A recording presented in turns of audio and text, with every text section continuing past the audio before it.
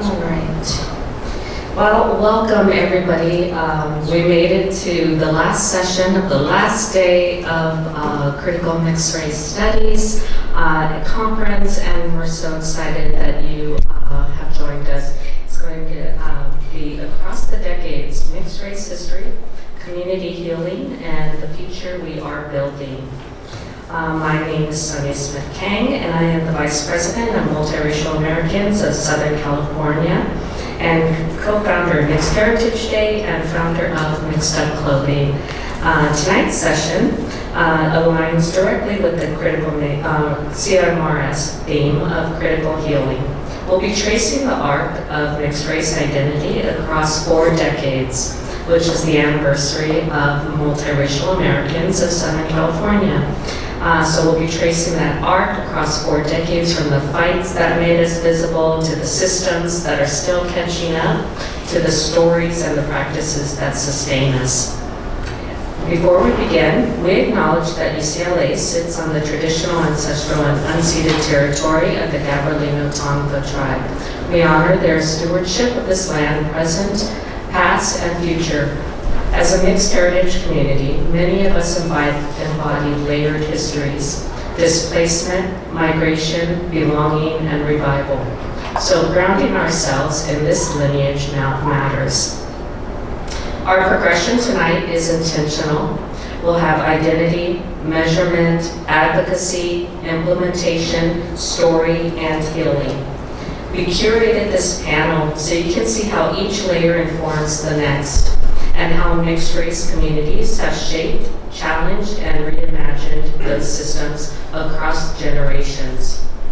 Our panel order will be Dr. Mark Hugo Lopez from Pew Research Center, Measurement, Federal Categories. He'll be talking about public opinion, identity data, and he's joining us virtually, so we'll get him on the screen in just one moment. Nancy Brown is here with us. She's co-founder of MASC, and she'll be talking about the early startings of the movement and the community organizing. And with her today is Thomas Lopez, who will also be talking about his work through mixed race advocacy and joining MASC as well. We also have Victoria Carrington Chavez, who's a TED speaker and narrative strategist. She'll be talking about storytelling, identity, healing, belonging, and narrative as a resistance. We also have Richard Calvin Chang, who's here from UCLA, and he'll be talking about what happens when federal standards hit state and local systems. So welcome everybody to our panel. Rich will get Mark on here now. So, Dr. Mark Hugo Lopez is the Director of Race and Ethnicity Research at Pew Research Center. We'll go by Mark as he's asked us, and is Director of Race and Ethnicity Research at Pew Research Center, where he leads the City Center's agenda on chronicling the evolving racial and ethnic landscape of the United States. He's an expert in racial ethnic identity, Latino politics and culture, the U.S. Hispanic and Asian American populations, immigration, and demographic change. He holds a PhD in economics from Princeton University and previously served as research assistant professor at the University of Maryland and research director at Circle. We're so excited to have you, Mark. Take it away. Thank you very much. Thank you for the great introduction, and it's wonderful to be able to speak to you all this evening virtually. Sorry I can't be there. I'm originally from Los Angeles and always loved to make it out there, but couldn't make it out there. And just so you know, we're going to get snow tomorrow. But I'm going to share my slides. I have a slide deck to share, and also happy to have this circulated if folks are interested in anything that I have to say.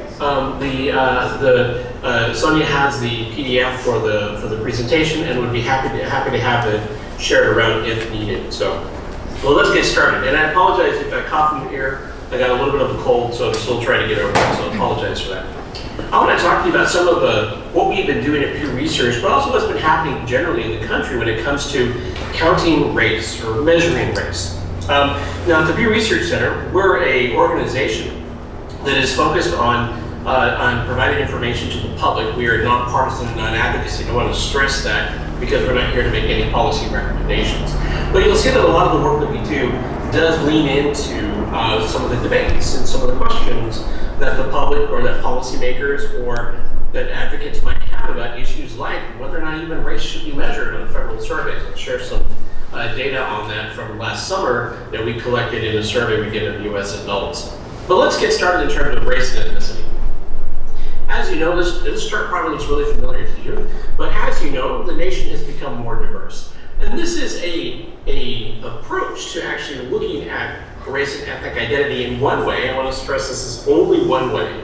But these are mutually exclusive groups. You can see that the nation's population has become more diverse in terms of more non-white categories now representing a larger share of the US population. The Hispanic population, the Asian population, and the population of people who say they're two or more races has all grown as not only numbers, but also as a share of the US population.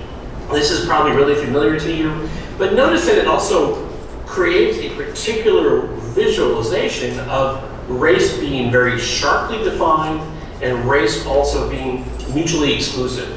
You're either black non-Hispanic, white non-Hispanic, two or more races non-Hispanic, Hispanic, or Asian non-Hispanic, Native Hawaiian Pacific Islander non-Hispanic, American Indian or Alaskan Native non-Hispanic. And it kind of sounds weird the way I've just described it to you, but that's what this categorization is meant to show, is that the country has a set of mutually exclusive categories. That's interesting because most people in the US public probably don't think of themselves so sharply as of one particular category in this classification. So keep it in mind as we talk about the way in which we both measure race and ethnicity in the country and how the public feels about it. So how do we actually measure it? Well, this is from the 2020 decennial census, and when it comes to race and ethnicity, there are two questions that are being asked that frankly have been asked since at least 1980 in some form or another. Those two questions are, first, are you Hispanic or Latino? And then second, what is your race? And you'll notice here that for 2020, people could write in their origins along with race for white and black. That was the first time we've had this on a decennial census. But you see here there's some write-ins or some boxes people could mark to indicate not only are they, say, of the Asian race or Asian racial background, but also that they are Chinese or Filipino. And you can mark all that apply. So if you are of two or more races, this is how you would indicate that you are of two or more races, that is to mark all that apply. Again, this is something that's been in place for some time, and I think that that's important and interesting to know that it's been in place for some time, but there are some big changes that have been proposed for 2030, and I will talk about that in just a little bit. But let's talk about the history of how we've been capturing race and ethnicity in the United States for some time. So you should know that the US has been asking about race and ethnicity since 1790, or at least it's been captured in some ways since 1790. How the federal government has captured and defined it has changed. So, for example, until 1950, someone else would report your racial identity on the decennial census. There would be an enumerator who would come to your home, who would sit with you, ask you some questions, and assess your race at that time, and indicate it on the form that they had with them and submit that to the federal government, or the Census Bureau, I should say, when tabulating race and ethnicity in the country at the time. But after 1960, people were allowed to choose their own race. So self-identity became the mainstay of the way in which we capture people's racial and ethnic identities. It's up to people to tell us what they are. And that's actually a really important change, because now it becomes about how you choose to report your identity on something like the decennial census. Hispanic identity was initially introduced in the 1970s on a number of government surveys, but it really shows up fully in the 1980 decennial census. This is when that Hispanic question pops up as a separate question from the race question. And as you know, from 2000 onward, Americans could select more than one race on the decennial census. So that's also an important point to make, because now we have people being able to choose and indicate that they are of 2 or more races. To give you a visualization, I know this is a lot to see all at once. I hope it's up on a big screen right now. But you can see that all the way back to 1790, the racial categories and the labels that the Census Bureau has used to describe race and ethnicity in America. And you can see here how the more categories have been added as we've gone through time, and also the labels that we use have changed over the years. So for example, a term like Negro has come and is now going to be no longer used in future labeling on after the 2030 census as part of the statistical standards of the federal government in terms of how it reports data. So there's some really interesting details in this chart. If you ever get a chance to look, we have this on our website at Pew Research. Happy to share it, but it's really interesting to just see how race and ethnicity measurement has changed over time in the country. Now, a couple of other things. We not only have changed the way we ask about race and ethnicity, but we've also changed the way in which we define groups and how we label them. In the 1977, Statistical Policy Directive 15 from OMB was published then, and it set the standard for how not only race is captured in future decennial censuses and federal surveys, but also how data is reported. So labels are defined, you start to see reporting guidance, and this is particularly where this idea of mutually exclusive Hispanic, non-Hispanic groups for reporting emerges. As a friend of mine says, and when I show him a chart like that, he'll say, oh, you're doing the 1977 approach. So a 1977 vision of race and ethnicity. But I think that's important to keep in mind because, again, all of these ways in which we report the data that we capture, and even the ways we capture the data, reflect policy decisions. And so there are policy decisions that shape everything about this data collection. You also see that in 1997, the Statistical Policy Directive is updated. Latino, for example, is added to Hispanic as a label, so you start to see Hispanic or Latino in labels from the Census Bureau when it presents data from the decennial census on people who are of those origins. And looking forward to 2030, one of the big changes is we're going to be adding a category to capture Middle Eastern North African. This is a new addition to the decennial census form, so you're going to ultimately have something that looks something like this, a combined race and ethnicity question for 2030. This is an example of one. This isn't the final version. We'll have to wait to see what that looks like, and it's also missing one key element that I'll talk about in just a little bit.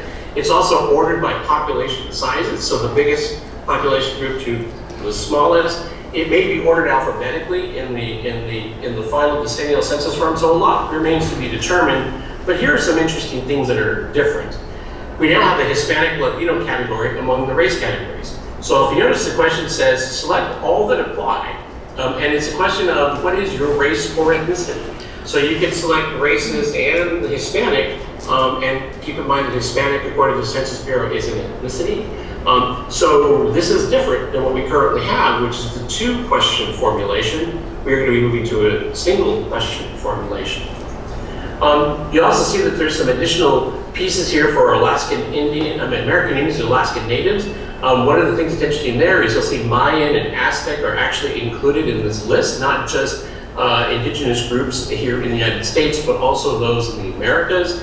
And you also see Middle Eastern North African is added here as a category as well, with some boxes, again, reflecting the relative population sizes of those national origin groups under Middle Eastern North African.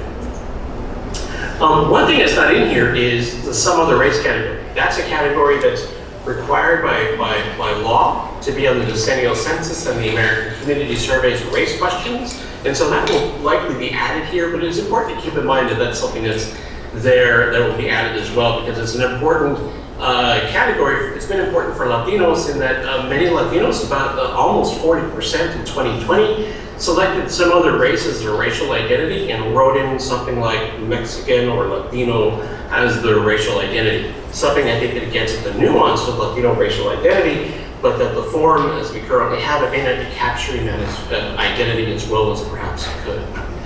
So, all that said, that's where we are. This is sort of where the forums are. This is how one marks one's racial identity, how one might capture 2 or more races.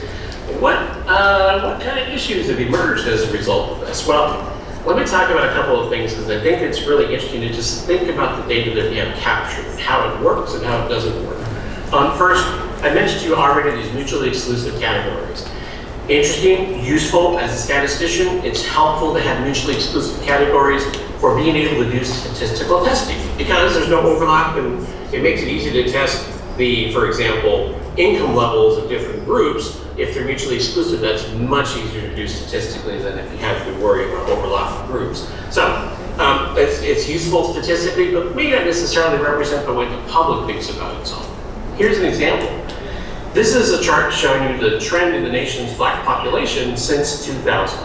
You'll see here that there are 3 groups categorized.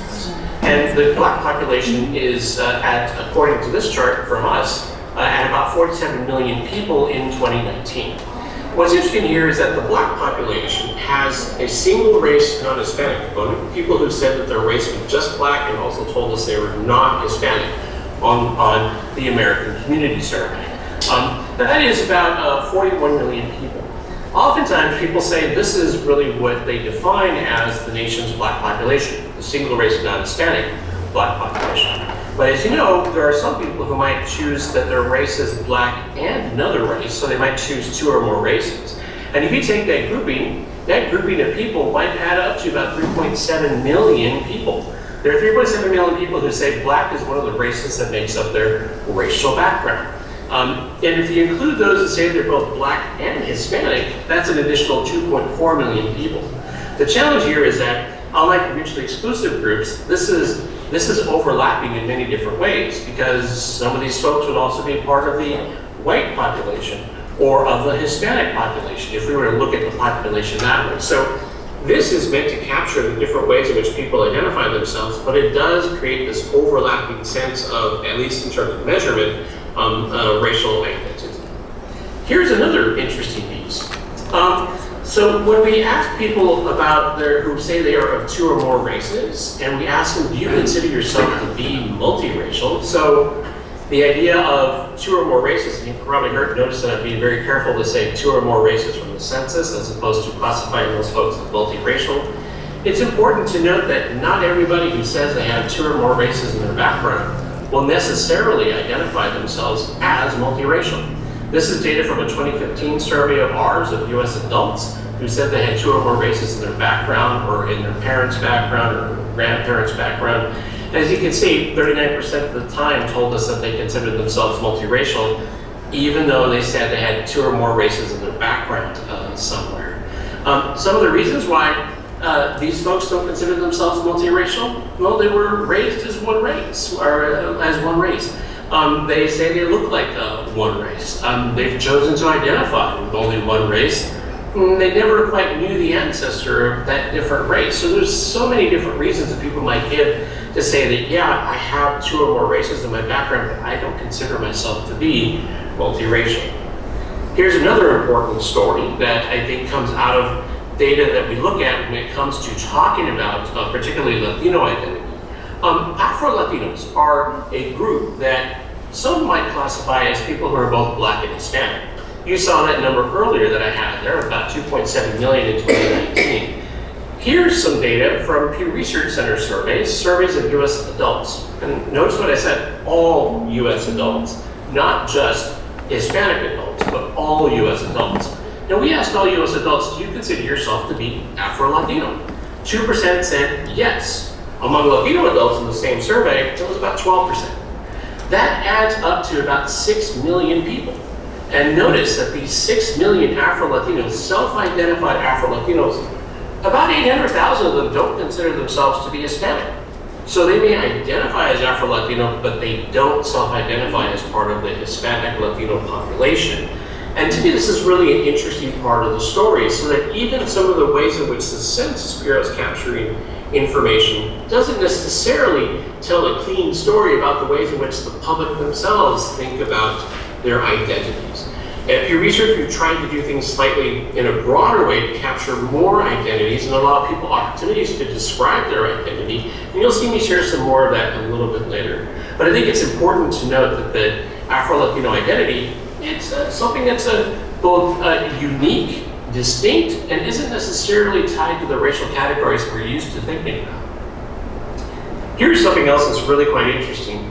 The Census Bureau sometimes, in order to stick to the definitions that it has from the Statistical Policy Directive, will take people's responses and change that person into what they should be according to the rules and definitions that the Census Bureau has to work with. I want to stress the Census Bureau is not making these decisions just to make these decisions. These reflect the rules and regulations that the Office of Management and Budget has set up about what counts as Hispanic, what counts as particular racial groups, and it's important to know that that can have an impact on one's racial or ethnic identity. So if somebody answers on the decennial census that they're Hispanic, and they write out that they're German or they're Haitian, German is not considered Hispanic by the Census Bureau or the federal government, nor is Haitian. And so these people will be changed to being not Hispanic despite having answered as Hispanic on the decennial census. You might wonder, how big of a deal is this? Does it really matter? And well, it does have some important implications, because it can have some implications for the ways in which particular groups are counted. So for example, Brazilians particularly have been impacted by this because people who are Brazilian are not considered Hispanic by the definition of the federal government. And so here's what happens. And by the way, we had a really interesting moment where an error, a publishing error on the part of the Census Bureau gave us insight into just how much is changed in people's responses to questions like this. Here is the example. Oops, I'm sorry, I think I have one more slide to go. I will come back to multiracial in just a little bit, but I want to say that the Census Bureau has counted 20.3 million multiracial Latinos. I want to come back to that after I talk about Brazilians. So in terms of Brazilians, here you can see that the Census Bureau, by not recoding and publishing the unrecoded data in 2020, showed us there were 416,000 people of Brazilian origin who also said they were Latino. But look at the 2019 and 2021 data numbers. You'll see that when they did implement their coding, those numbers of Brazilians who were also Latino was significantly lower. So as we look at the data from the Census Bureau, keep in mind that coding rules can adjust these counts and tabulations and maybe not necessarily reflect the ways in which people themselves think about their identities. You can see here that the same thing happens when it comes to non-Hispanic Caribbean countries, people from the Philippines, people from Portugal, and people from Belize. The Census Bureau issued a correction after our report on this came out, but this is really one of those striking moments where we learned something through an error in the publication of the publicly available data that told us about just how much coding was happening in the background that impacted particularly the response rates on the share of Brazilians who say they're Latino. So all that is to say that these coding changes can make a big difference. Getting back to the multiracial story, let me go back, and I'm sorry to go backwards here. You can see here that back in 2010, among Hispanics, there were 6 million identified people who were 2 or more races or multiracial. By 2020, that number was 33 million according to the, 33% according to the Census Bureau. Going from 3 million people to 20.3 million people. Why? Why all of a sudden, why over 10 years was there such a huge increase in the number of Hispanics who say that they're multiracial? Well, it had to do with those write-ins that you saw on the census form for 2020 and the coding rules of the Census Bureau. So if you happen to mark that you are on the race question in 2020 that you're white and you wrote in Cuban, the Census Bureau would recode the Cuban response and say, that person wrote in Cuban, that is actually going to be classified as some other race. So then, by that recoding, that person who only marked one race is now indicated to be 2 or more races because they are both white and some other race. That may have led to some of the increase in the number of multiracial Latinos in the country, in addition to perhaps more people claiming to be 2 or more races. We don't know because the Census Bureau hasn't released the data behind all this coding, so that remains to be seen. But it is one of the things that many academics have pointed to as one of the reasons why we have seen this increase in multiracial Americans, and particularly multiracial Hispanics, in the 2020 census reporting that the Census Bureau released in 2021. So let me get back to my presentation. I want to finish by talking a little bit about the nuances of Latino identity. Sonia asked me to talk about some of these findings from the Pew Research Center. And the reason I want to show this to you is because I want to show you that there's more than one way to think about asking people in a survey, what is your background? What is your racial identity? So let me show you some data from 2021 from a sample of US Latino adults. First, we said, well, what is your race? And we used the Census Bureau's approach. Here's what we got in 2021 when we used the Census Bureau's approach. You can see that most Latinos, 58%, told us that they were white in this particular survey. And it was pretty much similar patterns whether or not you're an immigrant or whether or not you're US born. All right, great. What about the second approach? What about just asking people? Rather than using a form, just say, hey, what do you consider yourself? So when we did that, we got a lot of interesting answers in a write-in that looked something like this. You can see that many people identified or put in, for example, Hispanic or Latino as their identity, their country of origin as their identity in terms of their race or origin. They put in actually their country of origin. That's more than half of the population of Latinos who did that. Some said they're American, some said they're white, some indicated other races. But it's interesting to see what the pattern was with an open-ended question as opposed to the census form. Okay, that's number two. What about number three? Here's number three. How about if we ask about skin color? As you know, colorism is a phenomenon that shapes a lot of the daily experiences and lives of people from Latin America, people in Latin America, Latinos here in the United States, and other Americans as well. Colorism shapes many different experiences, and our data shows that. For example, darker skinned Latinos are more likely to say to report discrimination, including from other Latinos, than lighter skinned Latinos. So what did we get when we did this as an approach with our Latino sample? Well, we found that about 80% of Latinos identified as having one of the lighter categories and one of the four lower categories. And 15% of Latinos identified with categories 5 through 10 and having darker skin. And this is interesting because this is the first time we've really done this. I will say we got some pushback for having asked a question like this, partly because people say, well, your skin color could change all day long. You could change during the summer, it could change. And so there was some criticism of it. Nonetheless, the patterns were pretty clear that those who are darker skinned, self-reported, were more likely to report the experiences with discrimination than lighter skinned Latinos, though both groups were experiencing, at the time, reporting a lot of discrimination happening between them. What about one last approach? And if you've been following this debate about the Census Bureau's change in its race question to combine Hispanic with the race question, you probably have heard about an alternative, which is the street race approach. And this is something that Nancy Lopez at the University of New Mexico and many of her colleagues across the country have been saying that perhaps this should be the better way to measure the discrimination and experiences that people have by asking them, if somebody walked past you on the street, what do you think they would think what would they think of your background? What do you think they would say your background is? So when we do it that way, here's what we get. Most Hispanics, 70%, tell us that they would be seen as Hispanic. And you can see that across the different immigrant generations among Latinos, basically we're getting pretty much the same thing. Most people will say that they would be seen as Hispanic. Some said maybe white, but for the most part, Hispanic is the dominant response we got on this version of the street race question. There's of course a lot of other ways to ask this question, and I think that there's some really great research out there that asks about it in different ways. But it's interesting to look at these 4 different approaches, and as you can see, the response patterns are different depending on how you ask the question. We've also directly though just asked Latinos, are you mixed race? Are you mestizo? 27% at the time told us yes, they were. We've also asked, do you consider yourself indigenous? 13% at the time told us yes, they did. And so when you look at it that way, we also can get different sets of responses. And you can see here that what share of that among those who identified as indigenous, 39% said they're white, 30% said some other race, and 18% said 2 or more. But interesting, what about those who said they're mixed race, mestizo, or mulatto? You'll see that 46% identified as white, 25% said their race was some other race, and this is on the census type question, and 18% said 2 or more races.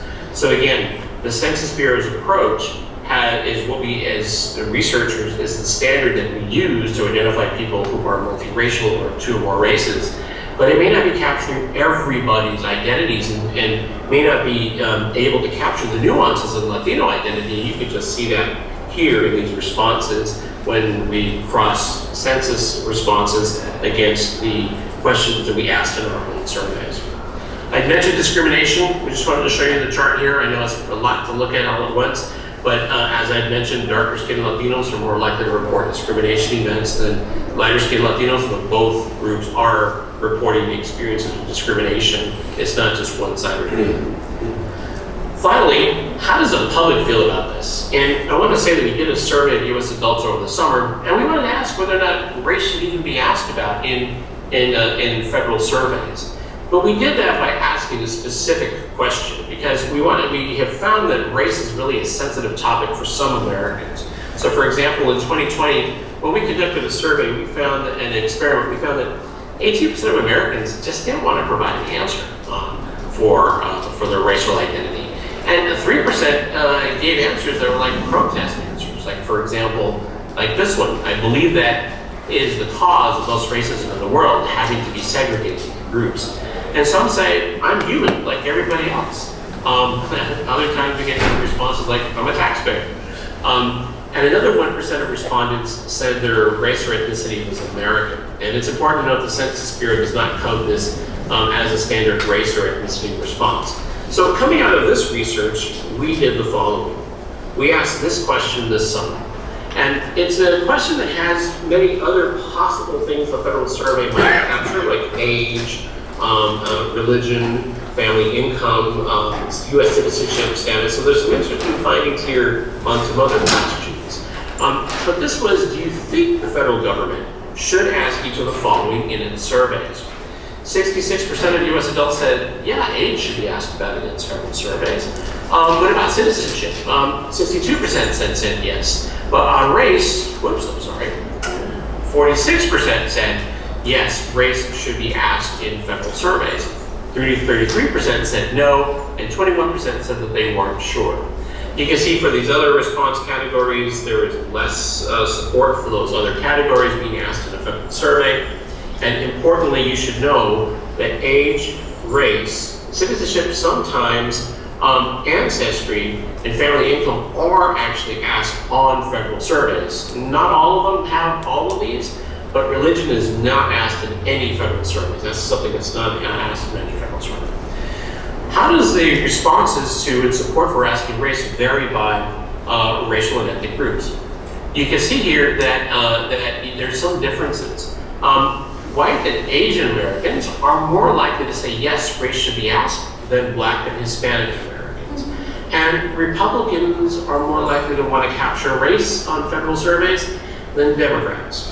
This seems counterintuitive. When I first got these results, I actually asked my research analyst to go back and make sure we had coded everything correctly because these seem to be the opposite of what you might have expected. But we probed a little bit deeper in the survey by asking people about, well, why do you support collecting race in race data in federal surveys?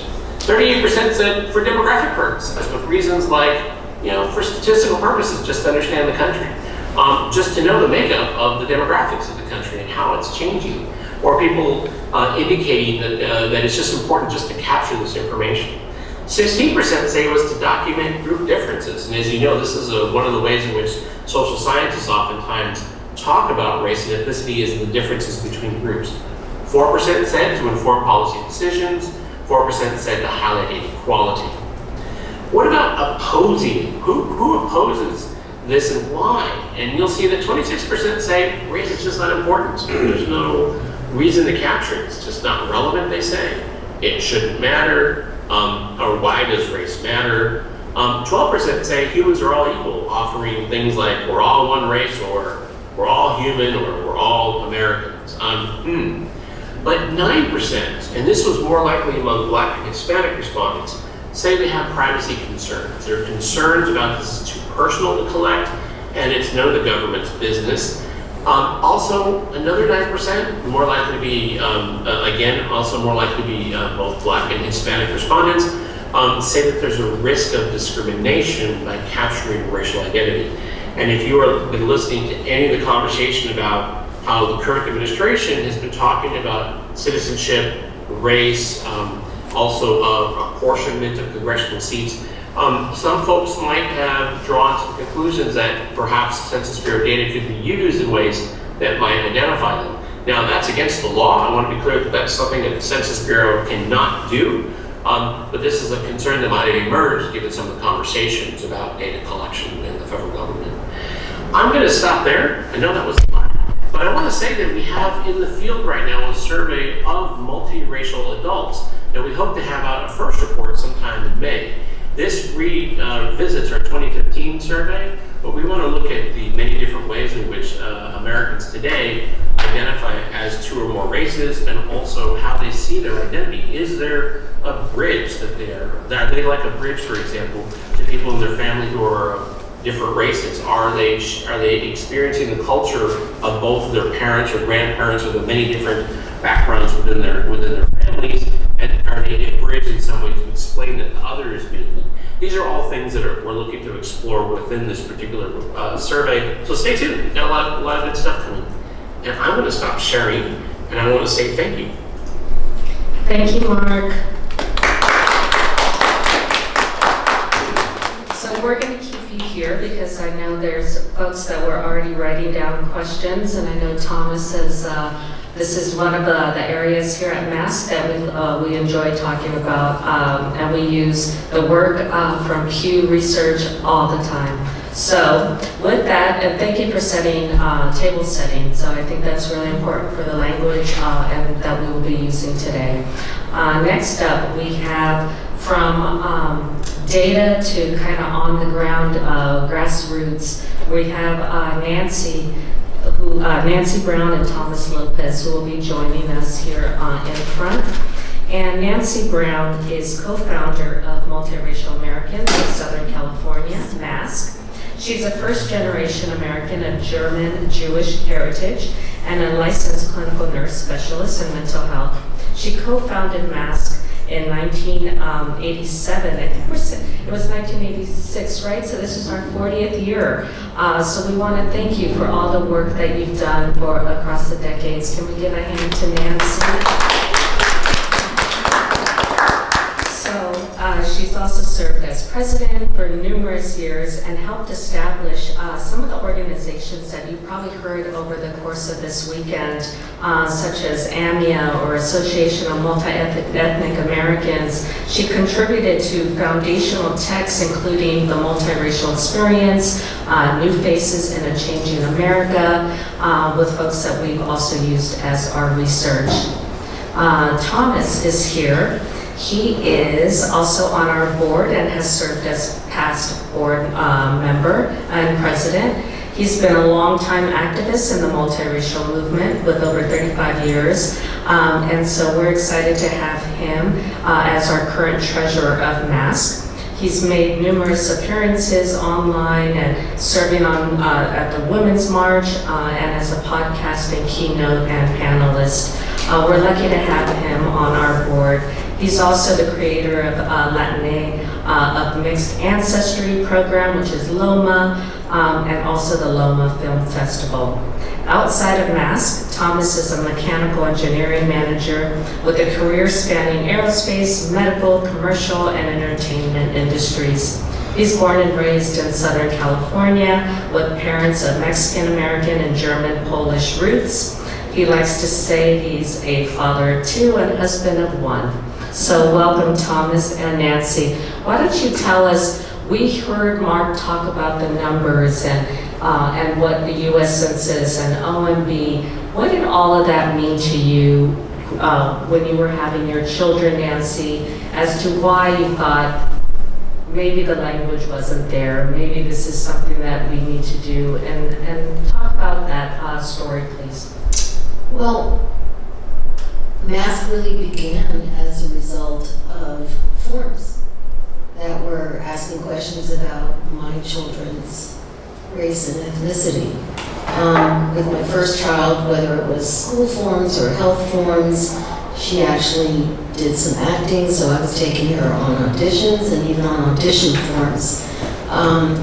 You had to put down what race they were, and you were only allowed one. And when I confronted that, I was basically like, no, that is not correct. That does not reflect my child.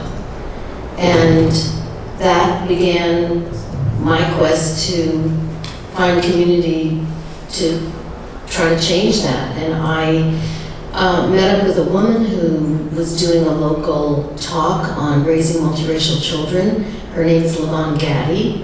And I went to her presentation, which was the first time I ever heard anybody talking about the multiracial population. And we connected in a very, very big way and started talking and basically never stopped talking. We got so excited about the relevance and importance of recognizing multiracial children, interracial families, interracial marriage, transracial adoption, and we decided this was too important to just keep between the two of us, and we created a nonprofit. We found other people interested in the topic. We sat down, and a year or two later, we were applying to be a nonprofit. And that's how MASC got started. Thank you. Yeah, thank you so much. It just starts with folks that are asking the question and seeing what is not there and building it. So we appreciate you. Thomas, talk to us about MASC as well, as far as, maybe the work that we've done and maybe, how you came about through Berkeley, and then some of the work that we've done to get the census changed to add more than one box. Sure. First apologies. I'm losing my voice. It's been a long conference. And, I've been sucking on tea all day, and this is the best I've been able to get. Wow, it's been really bad. I began, I was an undergraduate at UC Berkeley and started in 1990.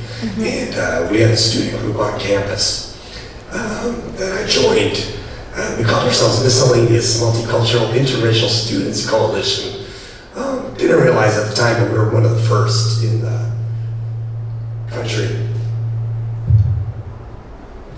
Hot mic. To have such a student group. I was actually kind of lucky to be in Berkeley because there was also one of the first nonprofit groups, iPride, Intercultural Pride, had started in Berkeley.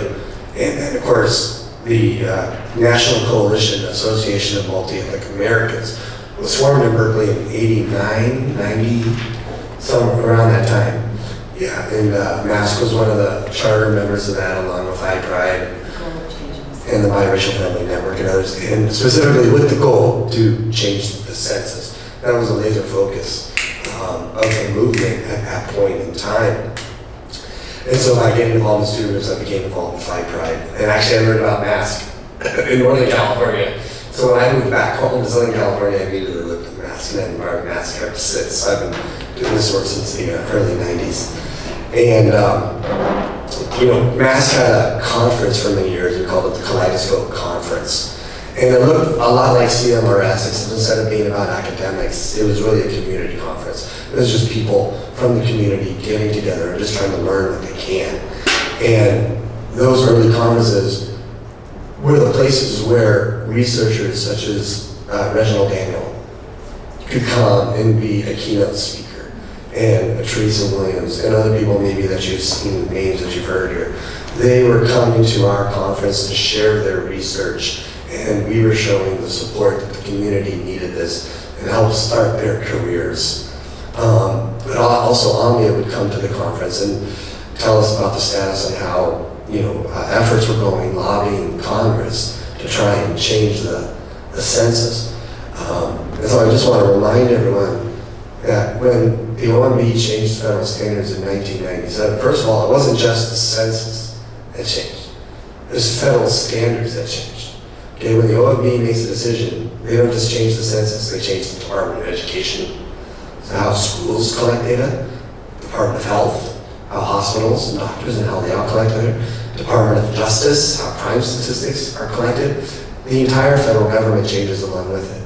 So we did way more than just change the census in 1997, we changed the country, okay? And it didn't happen because some bureaucrat woke up one day and said, hey, let's give people the option to mark off 2 or more races.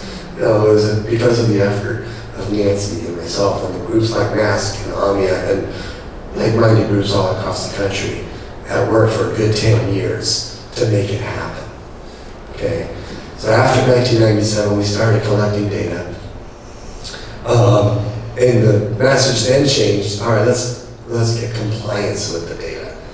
Okay, compliance with the new, methodologies. Because even though the Census Bureau changed, other groups like the Department of Education got like a 10-year extension or something like that. So not all the agencies were compliant all at the same time. Okay, so we were just trying to raise awareness to people that this is an option that you can do. And you should be going to your schools and whatnot. They should be complying with this as well. And allow people to mark off 1 or more races. What's interesting about 97, while we call it a success, I still call it was only a partial success. Because while the race question changed to allow multiple response, the ethnicity question or the Hispanic Latino question did not change. And to this day, we don't have official government data that describes people of mixed Latino and non-Latino identity. Okay, that's just not an option. Okay, which is why when the proposals then came, after studies and proposals came from the Census Bureau to combine the questions, the MASC was also there to support implementing that change. Because by doing so, the multiple response option now becomes inherited to the Hispanic Latino community as well. And so if all goes according to plan, again, we are facing some current headwinds, but if all goes according to plan, then in 2030 we will start collecting data that includes mixed Hispanic Latinos with other groups, and we will see just how diverse the Latino community actually is, how integrated the Latino community is with all the other communities that are out there, and how they are also mixed with Hispanic Latinos. So really excited about that. And did that answer your question? Yeah, no, absolutely. I think one of the things that I was so excited about joining the board and sharing is that grassroots efforts of changing, just because, it happened to yourself or to your children or to somebody that you wanted to see change. And so if you're interested in learning more about how to talk with the U.S. Census, and let us know, because we are still doing work. We have their ear. We do listening sessions with them as well. So stay tuned. I want to, thank you both. I want to introduce Richard Calvin Chang. He is the Director of Native Hawaiian and Pacific Islander Data Policy Lab here at UCLA. Calvin is co-founder and director of the Native Hawaiian and Pacific Islander Data Policy Lab here, where he leads efforts to democratize data for Pacific Islander communities through accessible data tools and equitable data policies. He served on the U.S. Census Bureau's National Advisory Committee and is board chair of Pacific Islander Health Partnership. He holds a JD from Seton Hall Law and an MS from computational analysis and public policy from the University of Chicago. He has 15 plus years of experience producing groundbreaking NHPI demographic work, including the first NHPI profile of California. Thank you so much. Welcome. Richard. Okay.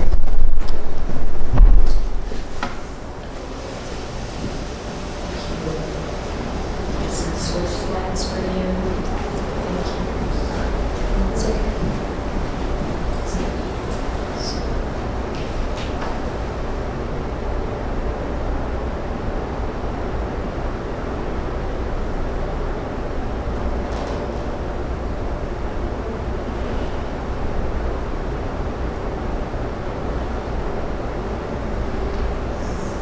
You get to see all my brain.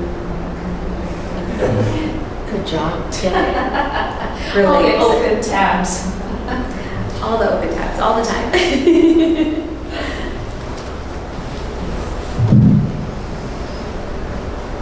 So Aloha mai kako. I'm very honored to be invited to present here. This is an issue that's of particular interest to me, given that I'm mixed as well. My mother's Filipino, my father's Hawaiian Chinese, which makes me Native Hawaiian through my grandmother on my father's side. And this is an issue of great importance for the Native Hawaiian community as well. There still exists law that uses blood quantum to measure whether or not you're eligible for a specific program like the Hawaiian Homestead Act. And there are ongoing discussions about federal recognition and sovereignty movements, which implicates just how our community is defining itself. The work that we do wouldn't be possible without my team, which includes Kristen Hepuko Marquez as our program manager and Shreya Paul as our research data manager.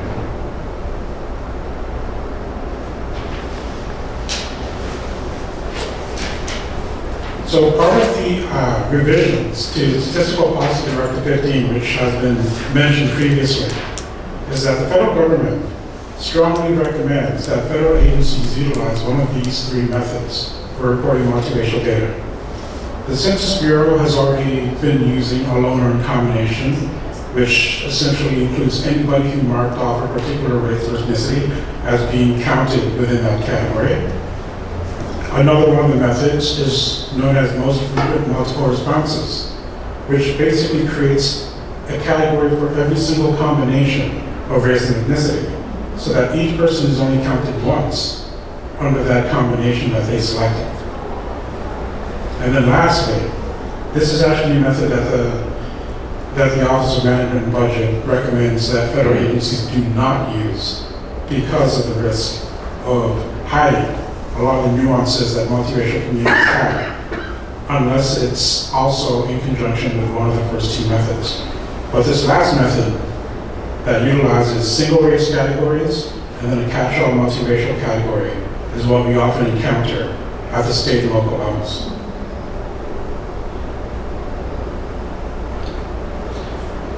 I know thanks to the work of organizations like MASC that really were responsible in California for California Government Code A310.9, which requires the use of multiracial forms for state agencies. And I think that there's a lot of alignment between what MASC's goals are and the goals of other communities that are seeking more detailed race data about their communities. We know that state agencies and county agencies are heavily incentivized to align their data standards to match federal standards, because a lot of the data work, a lot of the analysis that these state and local agencies have to put forth depend on using a lot of the data that comes out of the federal government, especially when you're calculating things like regional transportation plans, healthcare rates, demographic projections. For example, California has its own projections for populations, but at its root, it starts with federal data sets. Even if the models that they work with to project future population growth is customized, it still starts with Census Bureau data. Housing needs assessments, federally qualified health centers utilize these for needs assessment reports that they're required to submit, and for the administration of funds, particularly from federal sources.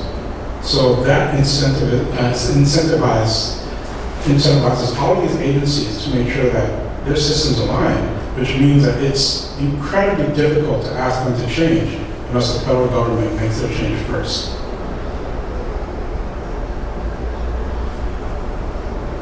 What we see here is a table that's been published by the California Department of Public Health. And this is an example of method 3 mentioned in SPD 15. What's interesting is that the Latino category is top coded. And by that, I mean, if somebody marks off Hispanic or Latino, then they are not counted in any of the other racial categories. So the remaining categories represent non-Hispanic, single race categories. And because those are single race categories, you will see the catch-all multiracial category as well.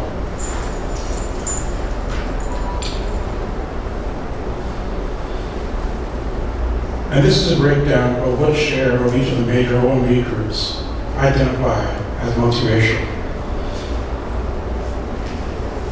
It's a bit deceptive because it gives the impression that certain communities face larger issues than others when it comes to missing out on being counted. But when we look at the percentage of communities that are multiracial, we see that the American Indian and Alaska Native communities and the Native Hawaiian Pacific Islander communities rise to the top. A majority of our communities identify as multiracial. And when we tally the number of folks that identify as multiracial, we see that when method number 3 is utilized and the multiracial catch-all category is used, that potentially hides many of the challenges that nearly 10 million individuals in California have to deal with.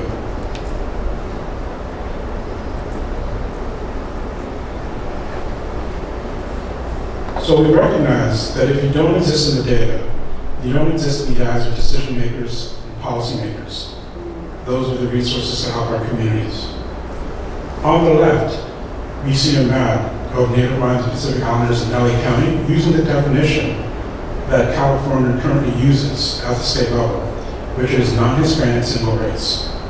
So when government officials from the health department tries to find out where our community is in order to provide resources, this is where they see us residing. On the right is a map that represents the loner in combination definition for NHPIs. And you can see from the population counts below that there are very significant differences in how many people would otherwise be counted. The red circles represent population clusters that would otherwise remain invisible under a non-Hispanic single race definition. You can imagine the uphill battle that community organizations advocating for resources during a public health emergency would have if the map on the left was the only map being used. And this was the issue our community faced at the height of the pandemic. For American Indian, Alaska Native communities in LA County, we see something similar. On the left, this is a heat map essentially of the community defined as non-Hispanic single race. And on the right, we see the loner in combination definition used. That's inclusive of the Hispanic community. And at the bottom, you can see that the population counts differ quite drastically. And we again see numerous population clusters that would otherwise remain invisible to the policymakers that decide where resources are sent.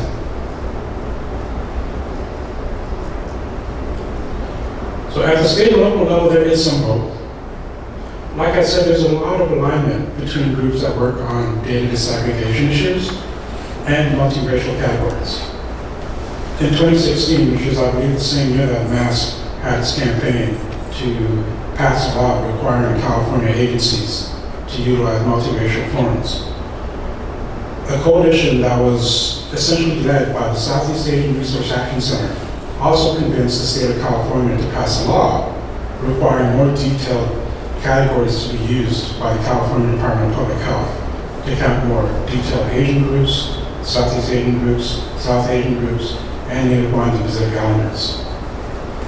And that coalition continued its work to this day and has been organizing monthly meetings with the California Department of Public Health, who found money in their budget to put together a data disaggregation work group that is currently soliciting input and feedback from this coalition that will inform future data practices, including how best to tabulate and present multiracial data. Some of the work that this data disaggregation work group has been conducting that carries with demographic data. From this chart on the left, you can see patients on the far left, and the data will flow from them to healthcare providers or labs that run blood work, through the electronic health records or electronic case record vendors, all the way to county, state, and federal health agencies. What we've discovered in partnership with CDPH is that much of the leakage of our demographic data, including multiracial data, happens with labs. Unfortunately, there's no incentive for a lot of the labs to collect accurate racial or ethnic data for our communities. They're just interested in speed and processing cases as quickly as possible.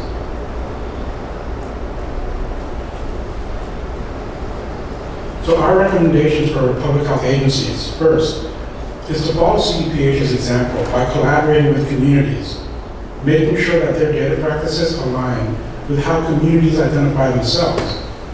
Because it's ultimately the decision for how they define themselves that leads to programs that can be culturally tailored, linguistically appropriate for communities to make sure the right services reach them. Not to cater to statisticians who simply want 100% at the end of their spreadsheet. The next is to enforce standards. So we know that SPD 15 is something that a lot of these agencies are currently trying to fit into their current data systems. It will be costly for some of them, but they also need to make sure that this can be enforced up and down the data pipeline. Lastly, we need to track and publish progress in order to hold these agencies accountable.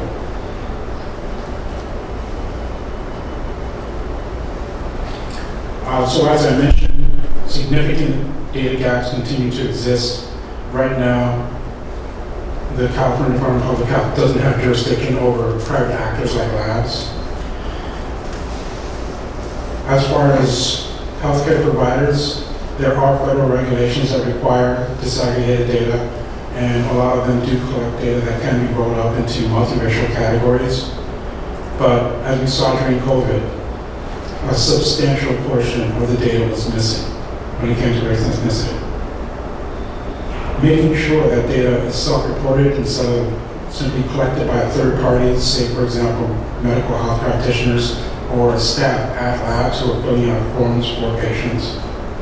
But also making sure that we coordinate with the software vendors so that the lab is appropriately tallied up and sent to the right public health agency in the right format. And that was another hidden part that we discovered could be problematic.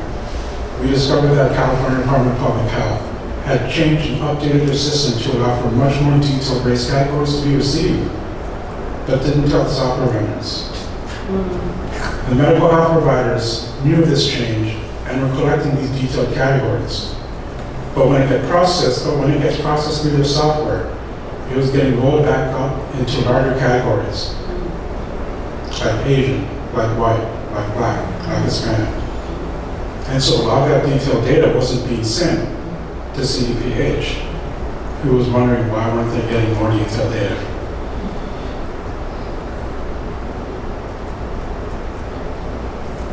And I think it's worth also trying to normalize multiracial reporting wherever we can in our own work. The NHPI Data Policy Lab has produced a social determinants of health dashboard for community organizations to utilize as a resource when they need data on our communities to apply for grants. And so the very first thing that visitors see when they visit our dashboard is the box on the left that notes why our dashboard specifically reports owner and combination data from the Census Bureau. Because such a large share of Native Hawaiians and Islanders are multiracial. And that's immediately followed below by data visualizations that you see on the right-hand side that shows what that difference looks like and what it would mean for us if our multiracial individuals remained hidden. Thank you again for this opportunity to present.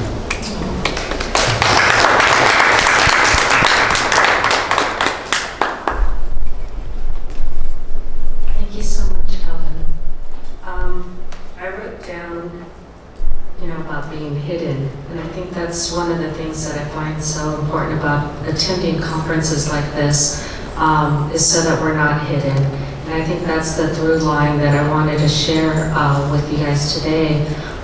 We are talking a lot of numbers and data, so I want to slow it down a bit and have Victoria bring us home, and then we'll have a few moments left for question and answer for our panel, and also for Mark, who is joining us virtually as well, who is still here.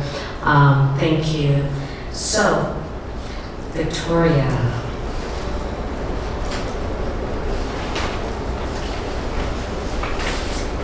Let's see here. Victoria is a TED speaker, narrative strategist, founder of the story Saloon and Lilac and Aspen Creative Company.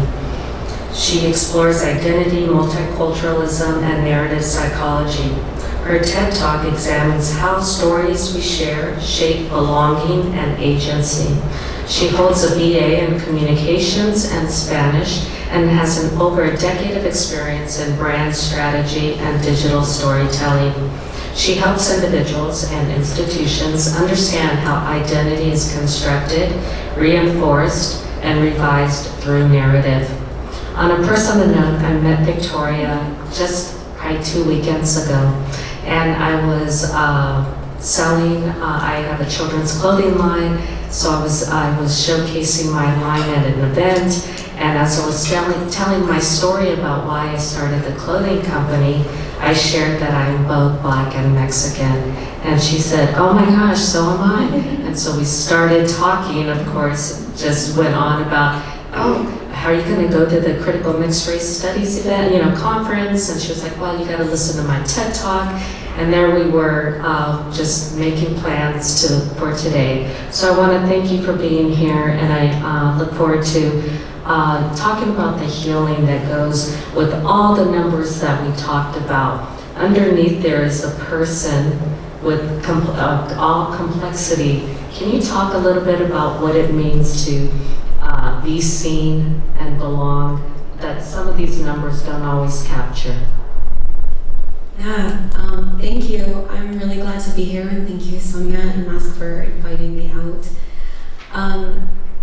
My TED Talk, I actually start talking about how I landed in the principal's office and they wouldn't let me go to school because my mom refused to fill out the forms. And I remember being young, and the story is really, my Latina mom, and so I'm mixed, obviously, and my dad's African American, my mom is Mexican and Dene, and my Latina mom getting called out from work to come get me out of the principal's office when I did nothing wrong. I was just existing. And I feel like that's so much what we can relate to, how often we feel like we're in trouble or there's something negative happening and all we're doing is existing. And I see a lot of the data and the numbers, and essentially the school was like, well, you have to check a box for her to go to school. And my mom ended up, spoiler alert if you watch my TEDx, I do tell you, she made her own box, and she wrote human. And she was like, here, she's fit a box, now let her go to school, like, don't call me again. Listen, you do not call a Latina mom in the middle of the day just for something like that. But what I realized in that, when she would tell me, be all of who you are. And so a lot of times I feel, and a lot of us can feel like the code switch, I have to be this, I have to be that. And when I was telling Sonia when we met, I was like, something I've learned on this journey of identity, and it's a journey, some days I feel a little bit more ahead, some days I feel a little backwards, and it's a cha-cha, but I think the more we reflect on the stories we tell ourselves, the stories that are being told to us, we can sift and challenge and say, is this me? And who am I? Because especially for multicultural folks, there might not be a blueprint. And if there's not a blueprint, chances are you're the blueprint. And so finding other people that are navigating those type of waters is key. But what I think in terms of that healing is you get to decide what that identity and how it manifests for you looks like. And when we do that, when we kind of stand in what is our truth with that, we can find community. We can find, because culture is super layered and nuanced.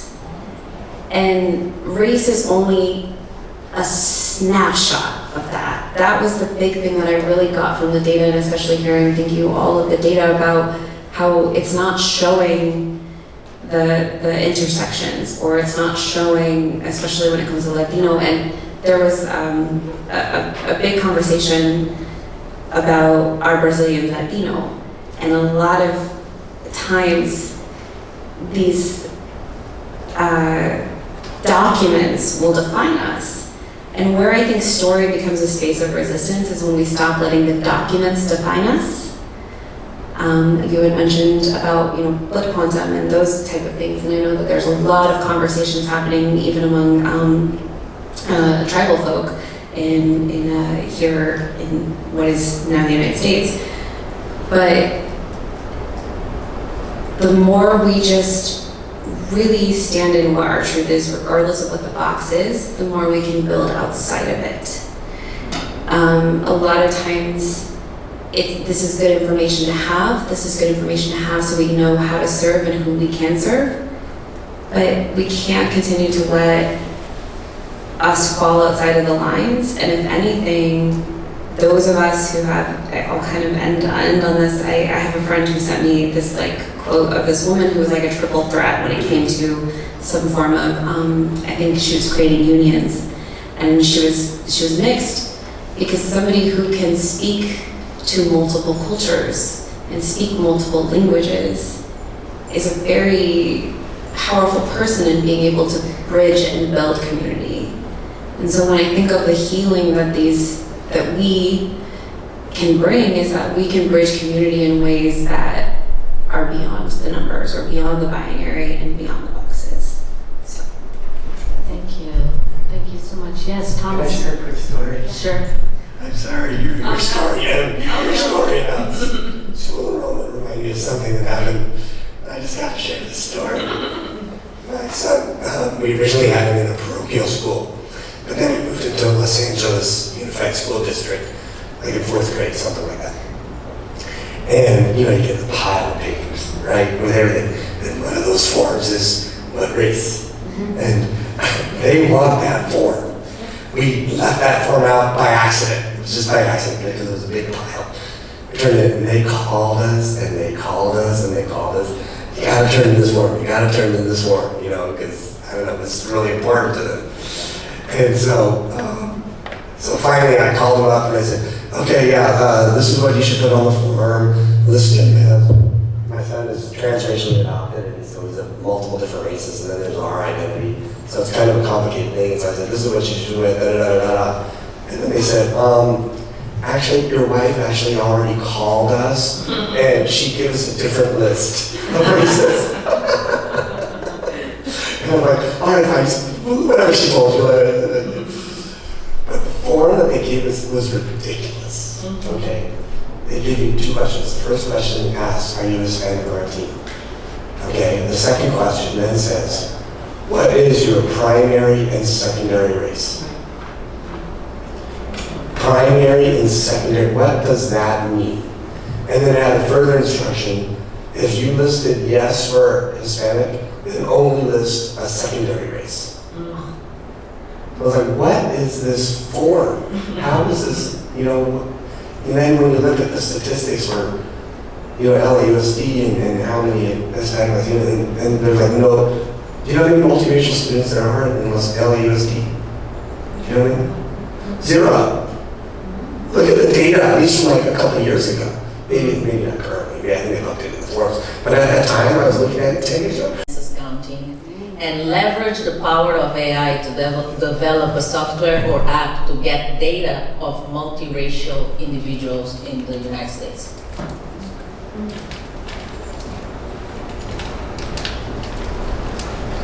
Is there anyone who could address this?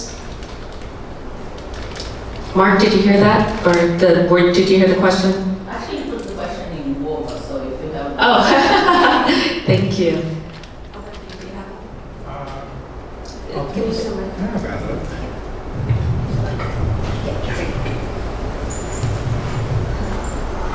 So my understanding is that AI models are as good as the data that they're trained on.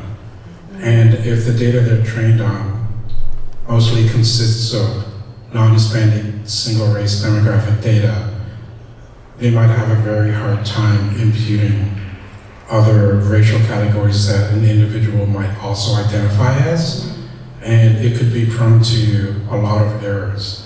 And then you're left with a question of whether more harm might come than good if there are so many errors.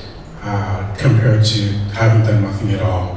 It's a very interesting question that I know some health systems like Kaiser Permanente has had analysts in Northern California look into the accuracy of imputing someone's race. I don't know if they've done that for multiracial identification though. It would be interesting. Can I add something? It's interesting that you bring up healthcare. Me, with my disability, I think everyone can hear me, right? Okay, me with the disability, I go back and forth to hospitals, and although I'm not originally from the United States, I came from Angola, South Central Africa, and where we don't have that dynamic for census counting.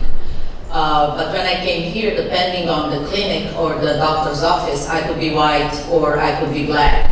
If they identify me as black, they would put me with more potentiality to have high blood pressure, something that is not even a thing in my family. Whereas my white side, or Eastern European, suffered from diabetes, and I wasn't marked as that because I was marked as black. So, if we cannot count on AI because it can maybe more good, then it means creating things from scratch, like going on the route of programming from scratch, a type of software that can be used maybe in a scholarly situation. There's a lot of PhDs in institutions like the Critical Mixed Race Study, and then use that as studies, and when we have enough numbers, then pass it and push the agenda for federal government, so we are seen for our multiple identities, which is something, if I may add, when in Angola people try to implement the race description, the scandal was that even if some people look dark skinned, people there accept that if you can look like indigenous black, but if your mix are mixed, and if I'm indigenous black African person, clock you in certain features and say, you are mulatto, eh? Yeah, you may be dark, but you have like a European great-grandparent, and you're automatically labeled as mixed. However, because this idea of putting people in boxes is ridiculous, we all agree, when many people were getting their new IDs with the category, some people were being marked as black, mixed, or white. And many white-looking Angolans that were very aware of this, like, why are you calling me white? My grandmother is black, is indigenous, what are you talking about? Or people of dark skin are like, what? I'm not black, I'm mixed, what are you talking about? So in less than a year, they eliminated that system because we had to accept that at least a big part of the population was mixed, so it was better to catalog people by age, those kind of demographics and needs that population need. But I understand that more developed societies want to have different studies. So would it be the only option for this type of needs, building some from the ground, having like software created from zero, from scratch? Thank you. Can I add some comments to that? Well, I think Mark's presentation and what Saloon pointed out really well how sensitive the data is to your methodology. He presented like 4 different ways of asking identity and got 4 different answers. I was still lost. In the elevator in the other building coming up. I think you can appreciate how you ask the question changes the result, but what kind of data you get. Methodology is not sexy. Whenever you hear a story in the news about some Pew data, even census data or anything, they never talk about how that data is collected. And it just relies on everyone just assuming that we know what these categories mean and how people answer. I I wish that in reporting they would do that more often, but that's, even CMRS trying to come up with, trying to come up with a new survey methodology, I think that would be quite challenging for CMRS. Regarding the medical aspects too, and again, tied in a little bit to what she said, many people think of it as an intrusion on their privacy. There was actually a proposition on the ballot in California many years ago to remove all racial data collection in California. And they called it the Racial Data Privacy Initiative.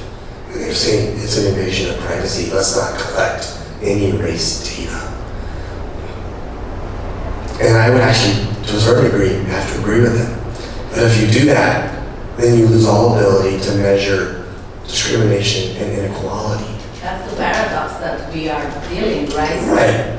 So I always try to tell people, like, if you're going to be collecting, there's only one valid reason to collect this data. Okay? And that is to measure inequality and discrimination. Okay? If you're using that to diagnose individuals for the medical, you're in a very dangerous area because you don't know whether you're dealing with the 9 in 10 or the 1 in 10 person who might have a certain condition related or not related to race. So I would be very wary of any medical professional that's trying to do diagnosis using race. But it's important to know if there's disparities in healthcare and things like that. And that's the better use of the data. And patterns. Go ahead, I Maggie. just wanted to piggyback on that and encourage, as you pointed out, if you are of mixed race and you're aware of certain health proclivities that if you're white, the diabetes or other things, be sure to tell your medical professional. Absolutely speak up. Don't let them, paint you with a broad brush and make any assumptions. If you want them to know that this side of my family is prone to such and such, let them know. This is interesting. I had a surgery in 2024, and I was seated right next to the lady inputting the data to prepare for my surgery. She only had one option in the software about race. And that's So where that's compliance comes in. She We were able to get the federal standards changed, but the government made no effort at all to try to bring it down to the state level, and that work still needs to be done. Mark, we have just gotten our last question, and so we're going to finish up with you and as our last final word. I know folks are talking about privacy, and they're talking about, we don't want you to know, and even in families, there's differences in how they report. Is this going away? Is the census and all those, are we fighting a lost battle? Is this just gonna, somehow, we just gotta get on board? It's a really great question, and I do think that there's still a lot of outstanding issues to be determined around privacy and privacy concerns. The Bureau and the federal government have worked to protect people's privacy. That's a key part of the way in which the Census Bureau operates. I will say that as somebody who works in collecting data, and we want to be able to tell stories about many different groups of Americans. One of the challenges is that we also have to be very sensitive about how much information we are providing tabulations on, and whether or not that might put some people at risk, or even put us as an organization at risk. So for example, we might be subpoenaed to provide information on people who are in the country without authorization, or who are undocumented immigrants. And we have if they're in our surveys, we have their contact information, their addresses, their homes, their phone numbers. So those sorts of things are things that are always on my mind. But I would say that that yes, there's this tension between how much to share, people want to share, how much is collected, how useful it is, because it is very useful. If you're listening to the debate here tonight, it's really important to highlight all those different ways in which information that you even share, even with your own doctor, can be so important in affecting the healthcare you get, but also how much you share. I can imagine for some people, you might want to keep some of that to yourself, simply because of the ways in which data has been misused in so many different ways by healthcare providers, by others, by the federal government, or even by your employer. So the concerns about privacy, I think, are going to continue to be there, and I don't know if we have any real solutions on this just yet. Is it needed for a collection of data like that? Have all this data is not just enough to get the sense of what is the racial makeup of the society we live in, just like that, and leave out the private information. Is not possible doing it like that? In the work that we do at Pew Research, by the very nature of the way in which we collect data, we use an online panel, so we have people's contact information as part of recruitment. Of course, we don't make that public. That is something we keep private. When we release data publicly, we don't share that.